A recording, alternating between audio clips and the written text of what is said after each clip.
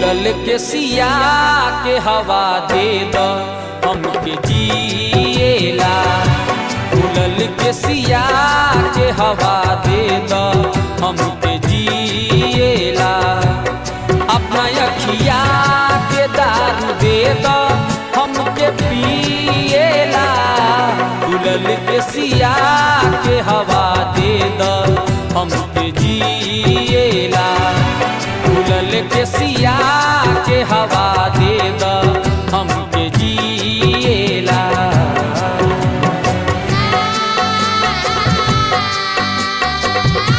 ऐसे ना जा खफा हो के मुँह मुझसे मोड़ के, हम खुद ही चले जाएंगे तेरा शहर छोड़ के।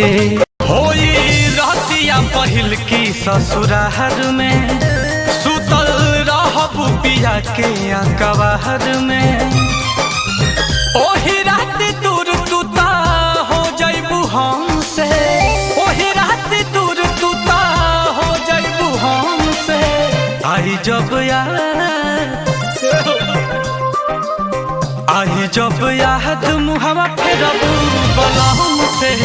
आई जब याद मुहवा फेरबू बलम से।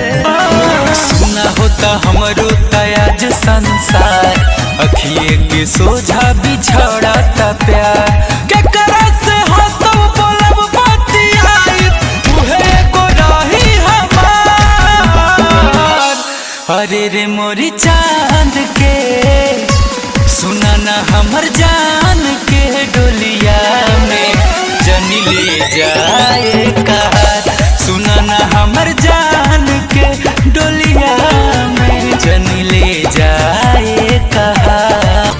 किस्मत में ना रहलू पहिले ना हमसे कहलू, प्रेमी धारा में ना बहती। ना दिल देले रहती, ना गम ले रहती। ना दिल